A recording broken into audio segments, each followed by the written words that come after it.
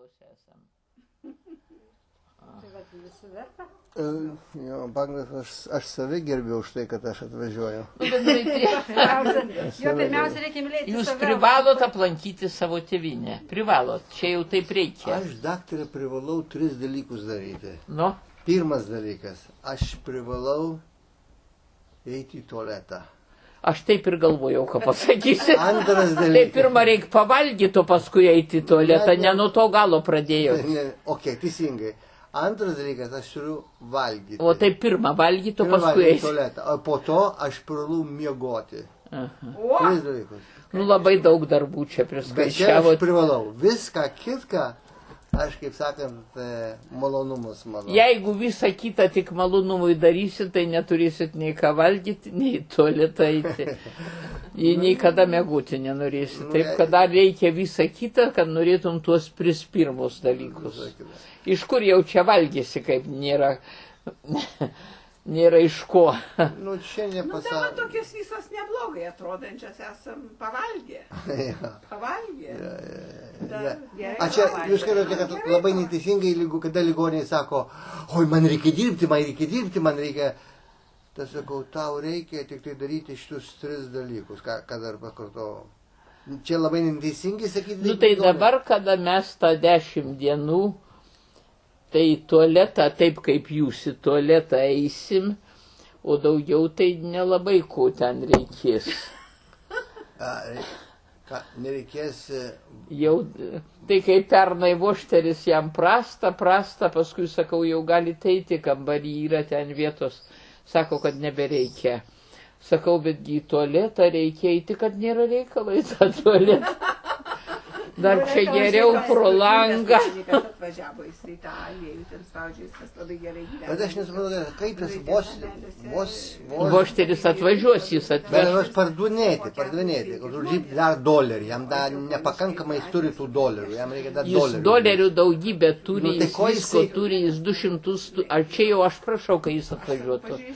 Aš prašau, kai jis atvežtų vis dėlto semenų aliejus visiškai šviežus, po 7 litus, o ne po 12. Čia viskas. Aš prašau, kai jis atvažiuos, jis nebus čia, jis tik atveš Nu tai produkciją. kodėl jisai nenori trupučiuką pasigydyti? Nu kodėl jisai nori Nu trupučiuką? nenori, jisai buvo sanatorijoje. Nu ką? Kokį raktą? Ai, negali. Palikit čia nieks neis, žinau, kad nepamestumėt. Nieks čia neis. Nebent daug pinigų turit. Pasimkit tą raktą. Klausykite, bet jūs sutinkate su manimi, kad Vošneris toksai turi kiekvieną dieną minimum 3-4 valandas skirti savo sveikatai. Aš jam šitą sakau, galėsit ir tamstą Nu pasakyti. tik, sutinkate, 3-4. Sutinku, 2 vaikai, abu žuvę, vieną užmušė, kitas pats numirė, bet tai darbas jį išgelbėja, jisai dirba, Tai tegul aš dirba. nesmerkiu už tai. Ne. Kad dirba aš nesmerkiu, bet kad jisai negali savo atvažiuoti šičia savo sveikatai. Nu mes ten ambulatoriškai šybei tą darom, negaliu sakyti, nu aš nežinau, gal jis čia, nežinau, nu nenori. Petras, kuris iš vėžio ištrauktas, tai tas dabar žemę perka, nebegali atvažiuoti. Aš irgi sakiau, kad atvažiuoti dar. Petras, kurio žmona. Su žmona, kur seniau nebuvo, kur jums laiškus Aha, rašė. žemę perka dabar. Perka žemę, dabar dirbs tą žemę, reiškia. Labai jau sveikas, labai. Čia šitą Nu, bet priežastį. jam sveikas, jam davė 1 grupės invalidumą be termino. Aha, tai reiškia, gauna pinigus. O dabar jau jam, aš jį išvaryčiau į tolimą į reisą. Gerai, viskas pas jį labai gerai. Bet jūs skaitote, kad jam nereikėjo irgi atvažiuoti? Petrui. Kaip sakėt? Petrui irgi nereikėjo atvažiuoti? Labai reikėtų, bet gal jis namuose šitą padarytų. Ir Andriui reikėjo. Petrui vargšas dabar plaučių uždegimų, kokį tai turėjo. Dabar ten bjaurūs reikalai pas juos. O. Dabar priežastis kita. bjaurūs reikalai kokie? Pirmiausia, materialiai bjaurūs. Jisai dabar tuo susirgo plaučių uždegimu, jau pas mane buvo atėjęs. Ten ne plaučių uždegimas, ten kitaip.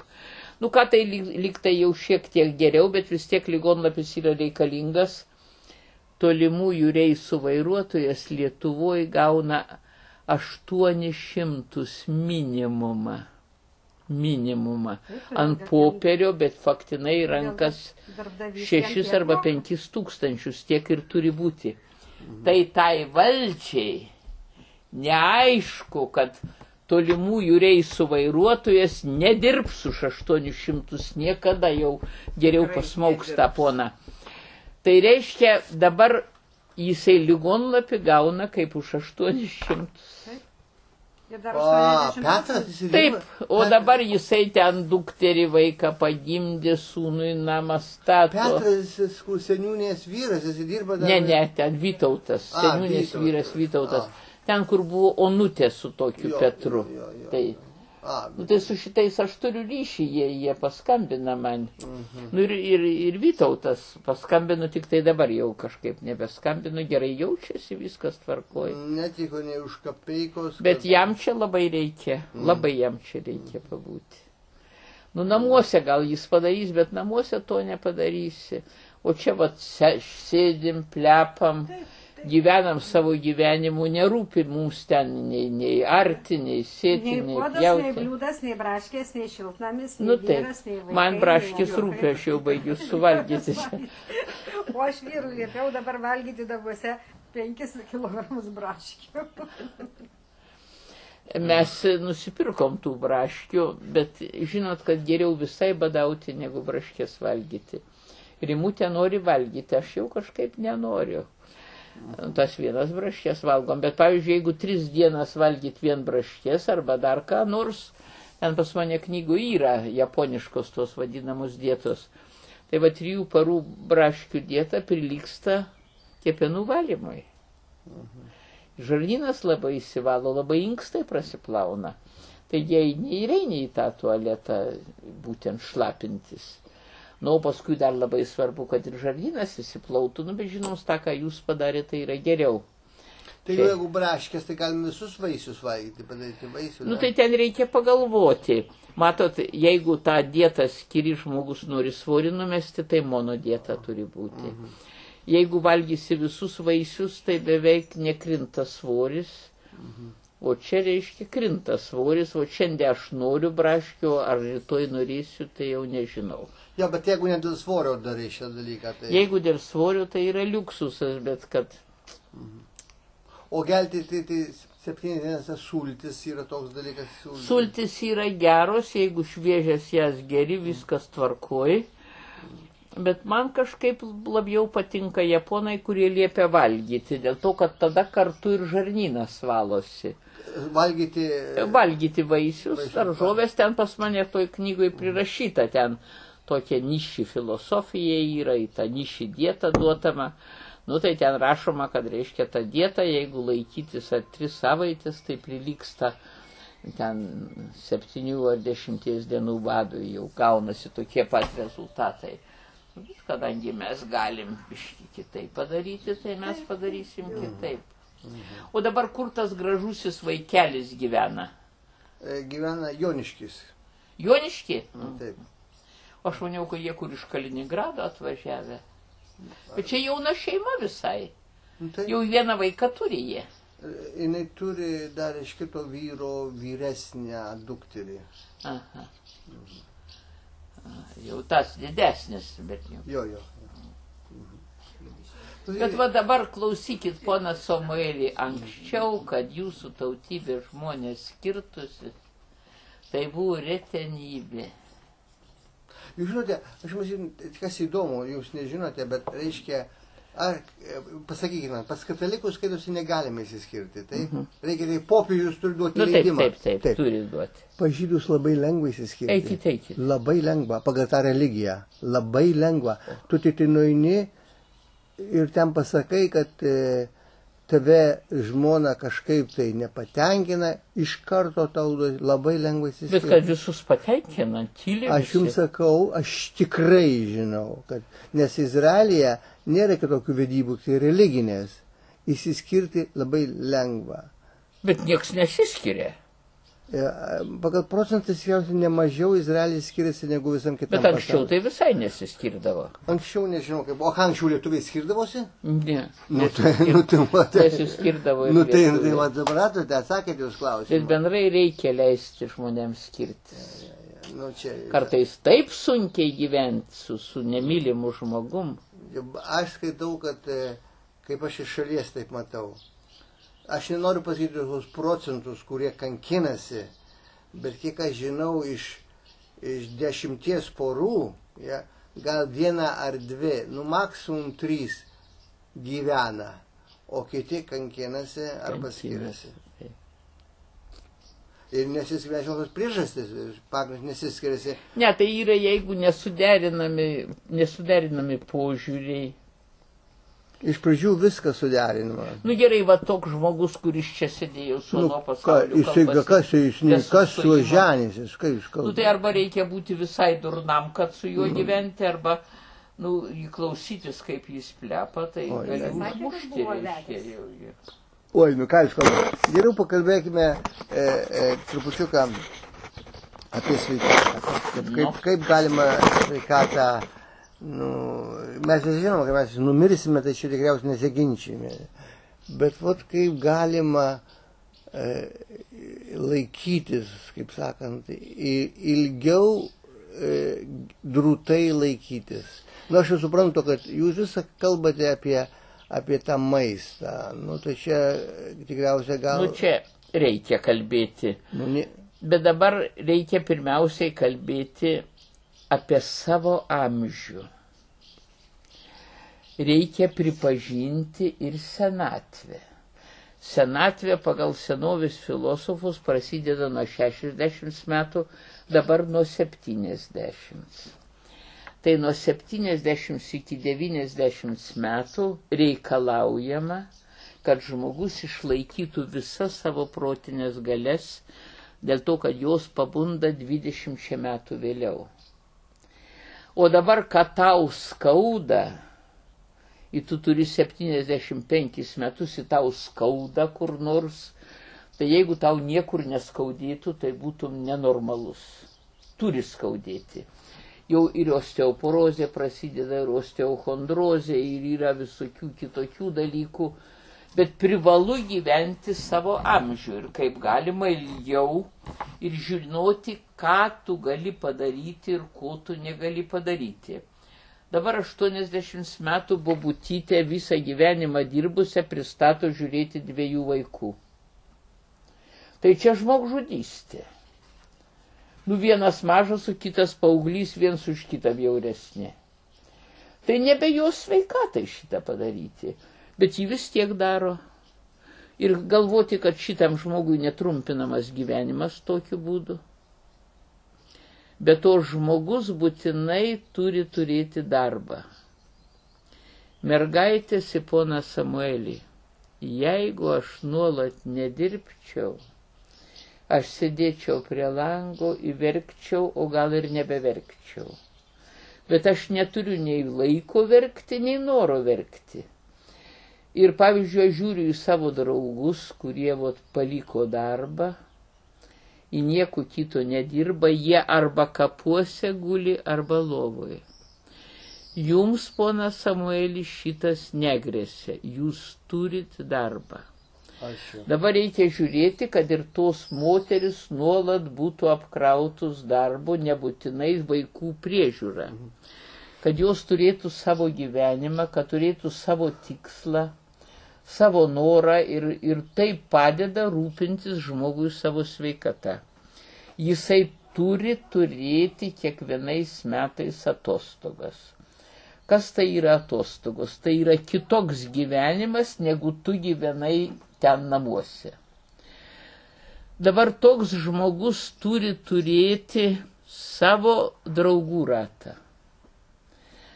Draugų ratas yra labai labai svarbus ir gerai, kad yra tokios visokios organizacijos ir taip toliau ir taip toliau.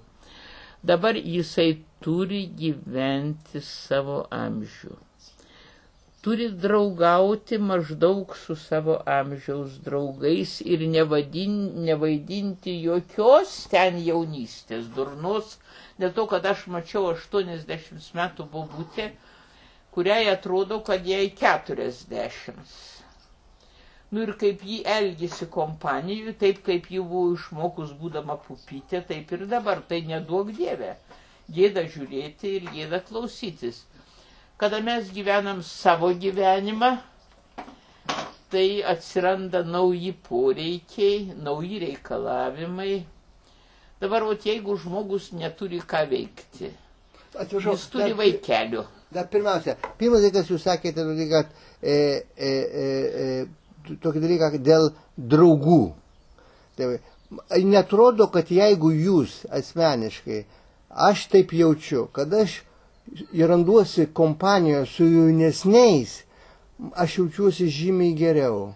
Tai todėl jums ir geriau, kad jūs pats dar turi tokios jaunatviškos dvasios. Nu, tai reiškia ir tas pats. Bet tai gal su tais bernais nekvatojat ir nesakot, kad kur pas mergas buvo. Jūs kalbat su 50-mečiais. Teisingai. Su 40-mečiais, tai jau yra pilnai protingi žmonės, va kaip šitas ponas, su kuriuo apie ką nori gali kalbėti. Teisingai, bet jūs nesijautė, kada pasiskaitote paskaitą, ar yra jau jauna auditorija ir yra pagyvenusi auditorija, kaip jūs asmeniškai jaučiatės geriau kalbėti su pagyvenusi. Nu, aš momentaliai persiorientuoju, dabar pagyvenusi auditorija skirstusi į dvi dalis. Visiškai ligoniai ir iškvakę, bet vaikštantis, arba paliesti Alzheimeriu, ir dar visiškai protingos, buvę mokytojos, buvę buhalteriai, buvę vyrai, kurie rūpinasi savo sveikatą, daug skaito. Liuksus, visi dabar už mane jaunesni, aš neturiu. Tai kaip jūs jaučiatės po tos paskaitos? Visai gerai ir po tos, ir po anos. Ir po anos irgi? Ir po anos gerai jaučiuosi. Įdomu. Dabar mane nuvedė, reiškia, aš buvau tokiam Tauragės kaime, užmiršau, kur buvau susitikime su veteranais. Nu, jie labai gražiai prišėrė cepelinais.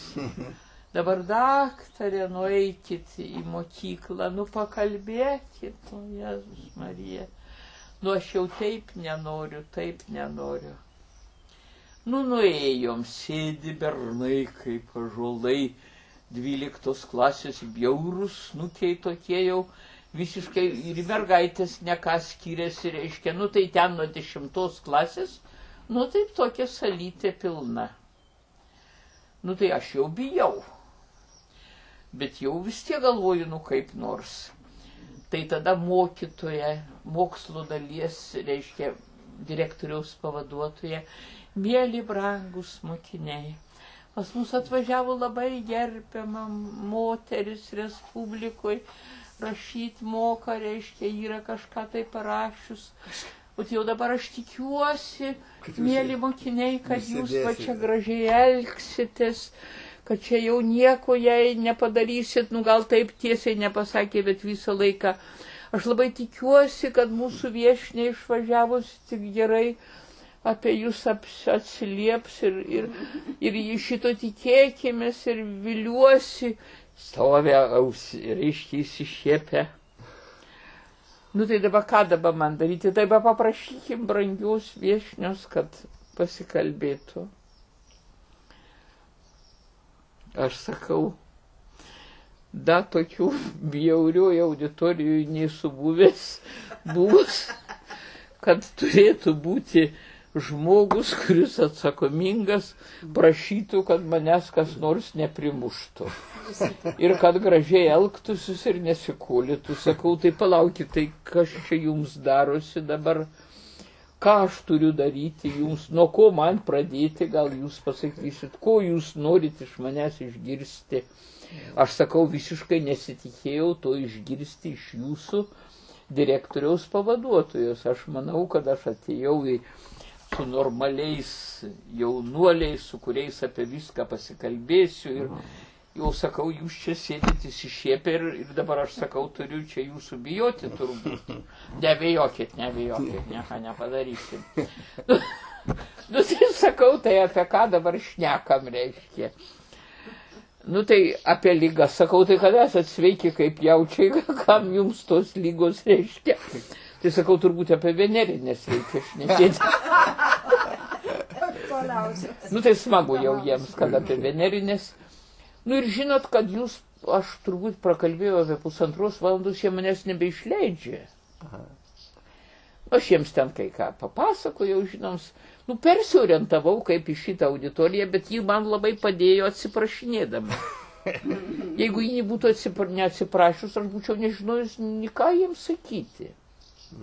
Matau, o aš... Nu tai paskui mes šitai pakalbėjom, sakau, jums viskas dabar be lampočki. O jeigu, sakau, man duotų jūsų amžių, aš jo niekaip neimčiau. Dėl to, kad, sakau, viską, ką turėjo gero ir dėl ko dabar atsiprašinėja jūsų direktorė, viskas praeity. Dabar jūs pamatysit, kas yra tikrasis gyvenimas. Kaip reikia patiems susikurti tą gyvenimą ir ateis laikas, kada būsit atsakomingi ir už vaikus, ir už viską. Kažkaip reiškia nieko. Sakau, dabar atrodo labai jums gražu gerti, rūkyti ir spjaudytis, dėl to, kad kažkam norisi, kad jūs negertumėt, nerūkytumėt ir nesispjaudytumėt. Tai sakau, labai greit visiems bus spjaudykitės, rūkykit ir pasiuskit. Ir paskui dar kalėjime sėdėkit, sakau, pažiūrėkit. Nu, paskui pasakiau tą amžiaus skirstimą, pasakiau, nu, žiūriu, kad jie visiškai normaliai, reiškia, priėmė viskas ir visiškai gerai atsisveikinom, visai gerai ir ta auklėtoja, jau ta mokytoja jau nieko nebesakė, jiems tiesą padėkojau, kad labai jaučia, matyt, jie manęs visai nenorėjo. Ir jie, matyt, jų priprašė, kad čia gal ką nors. Dabar apie atostogas, sako atostogos. Kaip jūs skaitote, kiek dienų, kiek savaičių, kiek mėnesių reikia turėti atostogos? Atostogas reikia nedaugiau turėti, kiek mes turim. Paprastai tai tokias rimtas atostogas, tai užtenka ir 2 savaičių. Rimtų atostogų.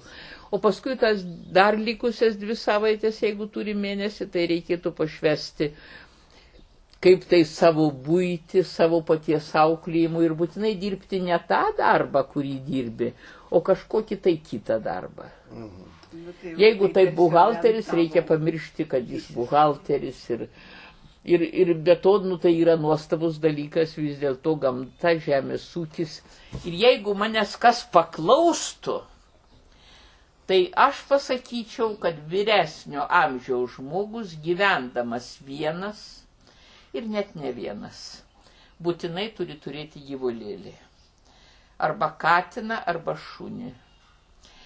Arba abudu kartu. Ir dabar, pavyzdžiui, Jungtinių Amerikos valstybių gydytojai, kur jūs esat, ponas Samuelį, bronchinės astmos gydymui siūlo turėti 2 gyvulius namuose. Ir net alerginių susirgymų gydytojų. Bet aš prieš 50 metų šitą žinojau. Ir vaikams sergantiems bronchinę astmą labai sunkios formos visiems taisiau šuniukus.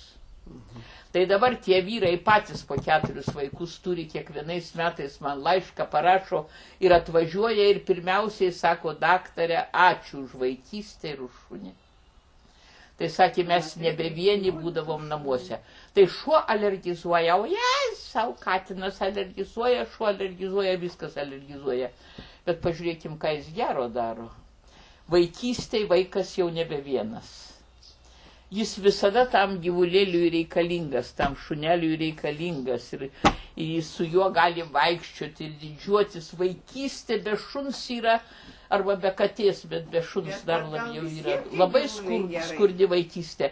Aš tą vaikelį pamačiau ir sakau, kad aš taip mintyse pagalvojau, kad jam nupirktų dar už 2 mėnesių šuniuką. Už 2 mėnesių? Taip, jau už 2 mėnesių. Nedidelį dabar visiškai mažulytį nupirkti. Ir viskas, nieko ten nebus ir ta švara prakeikta, apie kurią aš rašau, baltų apykaklių lyga, taigi alerginė prasidėjo ten labai turtingose ir gerose šeimose, kur reiškia biški susirga, tuoj vaistai, tuoj aspirinas, penicilinas, o jazau profesorius, tai vat aš Rimutei papasakoju, kad mane atvežė mergaitė iš Šilutės, tarp kitko, dabar turbūt jau jį didelė, į darbą 4 mėnesius ligoninėje guli, tarybiniais laikais, kiekvieną dieną temperatūra 39. Jau 3 konsiliumai po 5 profesorius.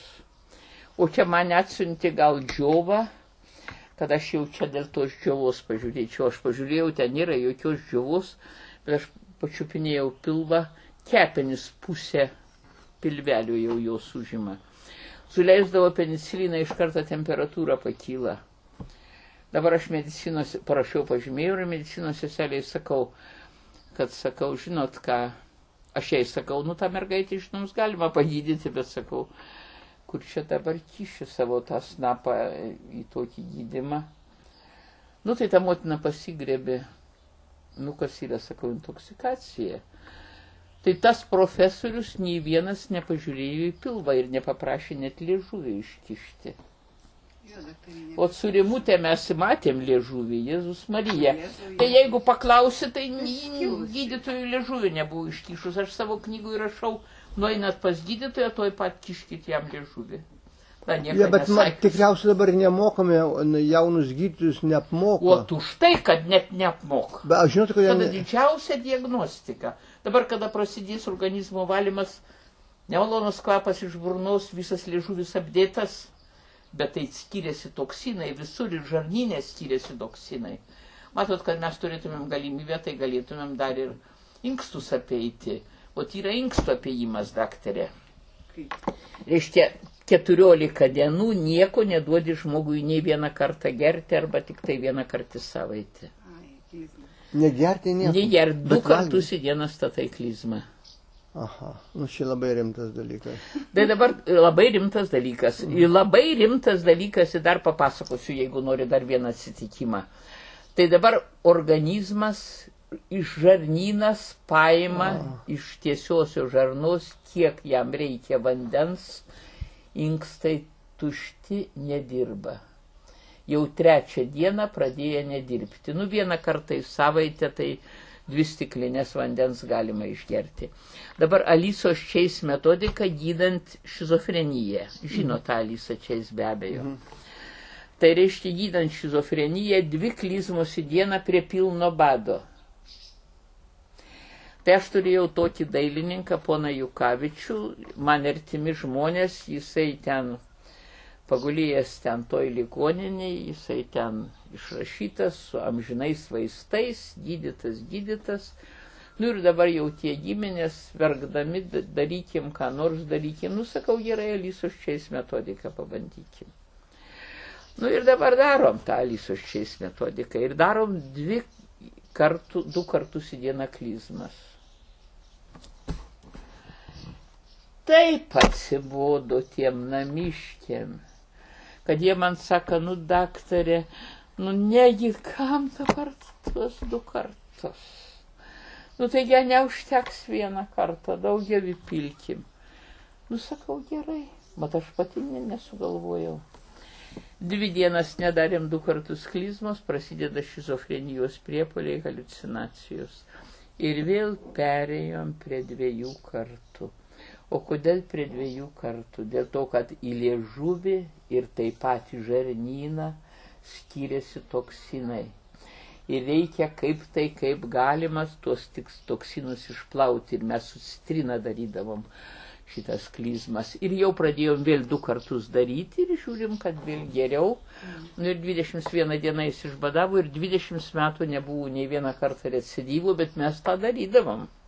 Kiekvienais metais jis prabadaudavo kiek, tai man tokie artimi žmonės ir aš dabar su jais draugauju, su ta likusia šeima, jau ta motina mirė, palaidojom, bet taip. Tai aš matau, kad jūs visa kokia medicina dabar darosi aplinkui, tai jūsų akyse čia atrodo trupučiuką ta medicina, ką mes dabar matome, kaip gydomi žmonės. Žinot, absoliučiai, pavyzdžiui, kaip šitas Nu, daktarė, jūs skaitėte šitam internete, arba aš jums duosiu paskaityti, kaip šitas farmacininkas Indas, kuris labai dideliai kompanijoje dirbo, į Lietuvą buvo atvažiavęs knygų mūgį ir jisai pasakė, kad net prie cukraligės nereikia duoti vaistų. Nu, dabar ką daryti, kad prie cukraligės neduoti vaistų, nu, lyg taip iš... Deepak Chopra. Tai o aš duosiu jums paskaityti, yra pas mane šitas. Jeigu norėsit, tai paskaitysit. Viską aš jums duosiu ir gatava jums čia visą save atiduoti, bet kad nereikia manęs. Taip, kad ką norėsit, tą gausit, kiek mes ten turim. Tai tas gydytojas, jisai sakė, kad nereikia vaistų. Ne gydytojas, o farmacininkas, jisai kategoriškai sako, kad nereikia vaistų, o dabar, o šiandien nepabaigiau, o čia kalbėjau šiek tiek apie Vladą Jurgutį, tai vot jį Vladą Jurgutį su visiška širdies patologija, tai mes dėlėm gydėm. Ir labai sėkmingai. Dėl to, kad jau turi 100 biologiškai aktyvių medžiagų, būdvi dabar šiandien jau norėjom ir jūs pasigriebti, bet dabar negriebsim prievartą, jokių būdų dar blogai bus paskui. Pasakykite, tai kokioms lygoms dar yra vieta farmakologijoje? Nėra. Negali. Jeigu užrašytas simptomatinis gydymas, tai jis negydymas, o tik naikina tos lygos simptomus. Ir priveda prie Alzheimerio lygos 50%. Visas tabletės ir konteineris. Tai bet naudosim vaistus, nebijokit, naudosim, niekur nedingsim. Bet pavyzdžiui, nuskausminantis vaistai, kaip galima rečiau. Nu, jeigu eini į šokius, va taip, kaip reikia pasisukti, kaip ponas pasisuko su tą mergaitę, o čia visur skauda, tai iš vakarą reikia paimti, aš diklofenaką, žvakutę, nu, kabiški jau ten ir nusišnekėsi, bet tai gal to ir reikia šokiuose. O taip, jeigu tu niekur neini ir tau visiškai, kad biški ir skauda, nu, tai tegul skauda, tai... Žvakutės, jūs žinote, kad Amerikoje nėra tokio dalyko žvakutės. Nu, aš nežinau, vis dėlto šiek tiek apeina skrandį, to kraujavimo netokio. Ne, čia tikriausiai labai geras dalykas, aš jums faktą sakau, kad nėra tokio dalyko žvakutės. Tai dabar taip, aš Australijoje buvau, tegul eina, jinai ten laikoma geriausia medicina ir aš ten, ta čia pas mus dar buvo ta priespauda tarybinė, o aš Australijoje buvau, kada jau čia dar priespauda buvo. Ir aš nuvažiavau, oi, kokie tie užsieniečiai, Jėzau, kokie protingi, kokie geri, o jau koks gydymas geras, o Jėzau, kad tik aš čia gerai pasirodyčiau. Tai daktarė, aš pasirodžiau gerai. Ir aš grįžau labai gerai apie save manydama. Ne tik apie save, bet ir apie visą tarybinę mediciną gerai manydama. Dėl to, kad jeigu pas mane ateina ligonis, pavyzdžiui, aš rašau kardiologinius vaistus, aš neužmirštu kalio arba panangino parašyti, o jie sąmoningai jo nerašo. Kad jis ateitų vėl už savaitės ir tada jie pridės tą pananginą ir vėl užsirašys, kad jisai priėmė ligonį ir atsiskaičiuos $20. Ir dabar lygiai tas pats daromas pas mus. Reiškia, ekonominė padėtis diktuoja ligonio gydymą. Ne ekonominė, bet prakeiktas kapitalizmas. Taip, o taip reikia sakyti. Ir čia niekur nedingsi. Tai kas bus toliau, jūs galvojate? Kaip žmonės gydytis toliau? Tai kadangi vyras iki 70 metų jaunas, o moteris iki 80, tai prašom, kai sulauksit, aš patarsiu. Gerai. Būsim lauksime. Dabar pasakykite, jūs niekuomet nekalbate apie fizioterapijos gydymą. Fizioterapija yra geras dalykas. Net labai geras dalykas fizioterapija. Tai yra natūralus gydymas. Tai visi masažai yra gerai. Galų galiai ir užkalbėjimas yra gerai. Tai tiesioginiai smegenų veikla. Dabar ką mes žinom? Atrodo, kad jau čia kažką tai žinai. Dabar gerai. Nu, aš ten jau kalbėjau, kaip tą cholesterolį nustatė. Nu tai čia tas pats, kas tas reiškia. Ant kralikų nustatė, kad nuo mėsos didėja cholesterolis. Kralikai tai yra žolėdžiai. Kada kralikam leido ten į paodį baltymą kokį nors, tai gavo cholesterolio padidėjimą, bet mes tai ne žolėdžiai. Ir pasirodo, kad tai neturi reikšmės. Pasirodo, kad cholesterolį gamina kepenis. Ir kad jeigu vieną dieną jis toks, tai nereiškia, kad reikia ryti vaistų, nes vaistų nėra mažinančių cholesterolį, nebent badas.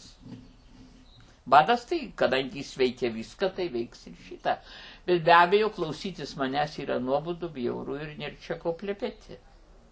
Labai įdomu, labai įdomu. Taip visgi aš noriu grįžti porą žodžių apie fizioterapiją, nes jūs... Fizioterapija yra labai geras dalykas, aš už tai. Bet jūs nieko nepropaguojate fizioterapiją. Tai kada mes kitais dalykais užsimam čia. Bet kaip galima... Bet mes tam tai duosim žodį, dar labai ačiū pasakysim. Labai dėkingas, kad gausiu žodžiai. Bet kodėl jūs, sakysime, net ir vakar toj auditorijoje, jūs nei žodžio neužsiminėte ar kalbėjote? Bendrai jūs labai gerą pastabą darėt, reikėjo užsiminti. Reikėjo pasakyti ir atitinkamus pratimus, nors pačius paprastuosius. Ir savimasažas, ir galų gale, tai visur dabar, bet kaip aš šiandien paklausiau to pono, tai aš nebenoriu nei apie savytaiką kalbėti, nei apie nieką, kad aš į tuos burtus, kad nenulysti kur tai. Bet aišku, jūs girdėjote tą įsireiškimą, kad nėra pasaulyje vaistų, kurie gali pakeisti judėjimą, ir judėjimas gali pakeisti bent kokius vaistus. 100% galbūt taip, bet yra dar kitas posakis.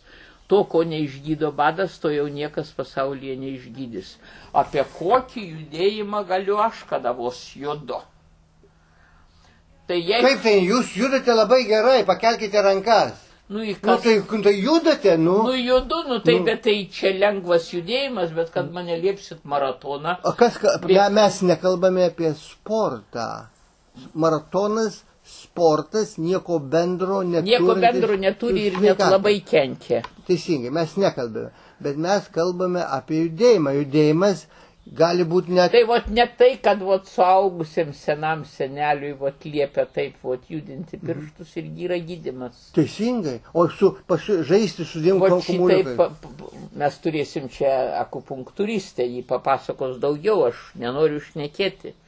Dabar gerai, pona Samuelį, kritikuojat mane, durnė nusivežiau, reikėjo nenusivežti. Bet ašgi neturėjau laiko papasakoti visko. Tai ką aš per tą valandą galiu ten papasakoti? Per tą valandą jūs galite įskirti 7 minutės, kalbėti, kaip svarbu kvėpavimas, kaip dalykas, kurie visi mes darome, bet daugumoje darome neteisingai. Tai tada reikia man paaiškinti, kaip daryti tą kvėpavimą. Tai pirmiausia, man pačiai reikia išmokti.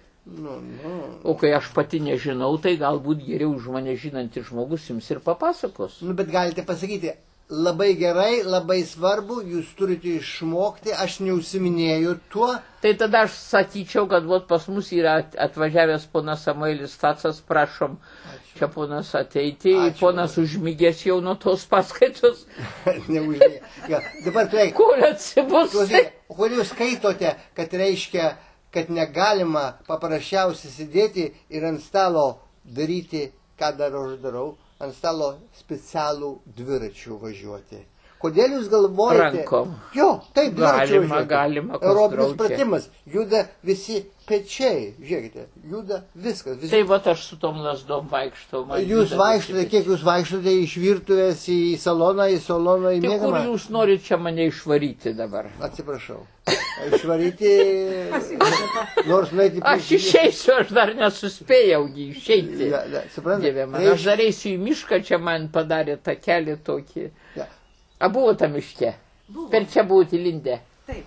Bet ten jau visko yra. Bet per čia neikit, pro tą kelią neikit. A kokį briedį sutikot? Briedį radom, bet jisai negyvas. Bet ten gražus jau miškas. Gražus.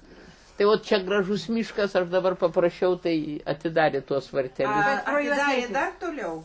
Toliau yra, čia yra draustinis. Ne, tai keleliu taku eiti, kol rasi, tai jūs galite rasti jau. Aš ten taip toli neįsiu, aš žadu šitą. Tai jūs visgi skaitote, jūs sakote labai gražiai, čia gerai, bet aš nematau, kad jūs stimuliuojate žmonės užsiminėti fizinių kažkokių, tai, fizioterapiją. Bet fizioterapija tai ne tik tai vaikščioti ir kvėpuoti, o kas apie visas, šiandien mes žinome, mes turime ne tik tai sroves, bet mes turime didžiausias, kaip čia pasakus, šviesas. Naujas šviesas, kaip gydyti šviesomis. Taip, yra. Yra. Ir čia yra šiandien labai daug visokiausių šviesų. Bet dabar taip, ponas Samueli, jeigu kalbėti apie mane, aš esu tokių biednų žmonių patarėjas, jie niekada nebijo į mane kreiptis, ir aš taikausi prie jų. Šitie bėdnieji žmonės jau to judėjimo turi nebežinia kiek, kad jau reikėtų kartais ir sumažinti. Dabar visi mūsų sportininkai, protiniai ir fiziniai invalidai nuo 40 metų. 42 metų geriausias mūsų sportininkas Sabonis, prižiūrimas iš visų pusių, masažuojamas, lakstė išsižiojęs be jokio sustojimo, belenkt nuo infarkto. Prunskienė Jėzus Marija apstota konsultantu, belenkt nuo insulto. Prunskienė? Taip. Egoli. Nu tai dabar Sabonis antras iki gaus infarktą, jeigu jisai klausys tokių gydytojų. Dabar tie gydytojai šmikiai, reiškia, nustatė tiems galingiems vyrams, kuriems reikia pavalgyti būtinai, jie nustatė, kad reiškia tik vištieną ir kalakutieną, daugiau nieko. Kištis į žmogaus mitybą, geriausias posakis tai Polimerio. Sveiko žmogaus nereikia mokyti, nei kaip jis turi valgyti, nei kaip jis turi seksu užsiminėti, nei kaip kvėpuoti, išmoks pats. O jeigu jau nebeišmoks, tai tada, jeigu sergantis, tai be abejo jau reikia ką tai daryti. Bet pavyzdžiui, kištis į žmogaus gyvenimą sveiko sportininko, rekomenduojant būtinai atitinkamą kokią tai mitybą, tai yra negeras dalykas. Ir aš 2 kartus jau pašnekėjau apie tai. Nu, pakolkas nieks man nieko nedaro, bijo matyti daryti. Aš matau, ką jūs sakote, kad tie visi žymų žmonės ir turtingi gauna nelabai gerą medicininį... Taip, turtingi žmonės gauna blogą medicininę priežiūrą dėl to, kad jiem pataikaujama. Ką jie nori, jiems ieškami visokių vaistų ir aš jau 2 pavyzdžius daviau, galiu duoti ir daugiau.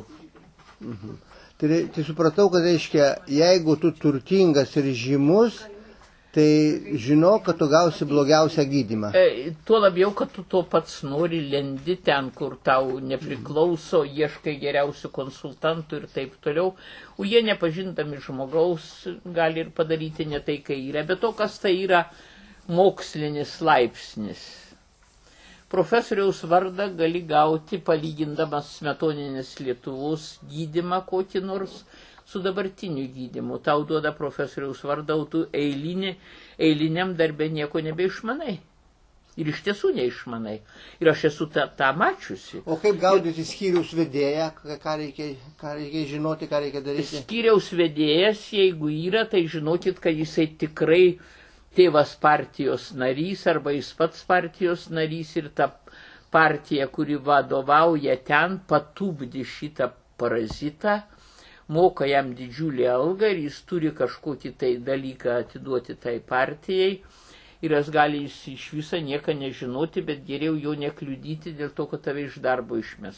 Tai kaip dabar išaiškinti tiems turtingiems draugams ir žymiems žmonėms, kad jie gauna blogiausią gydymą? Yra labai geras posakis pergydymas. Pergydymo yra kiek tik nori.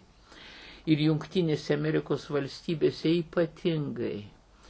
Ir pavyzdžiui, kas tai yra pergydymas? duot vaistų. Jeigu Alzheimeris oficialiai 50% nuo vaistų naudojimų, tai apie ką mes šnekam? Tai kaip išaiškinti mano draugams, kur aš turiu draugų? Reikia aiškinti, kaip tai jie jūsų gal klausys. Jie ne... Klausau. Labą dieną, ponia Filomena. Labą dieną.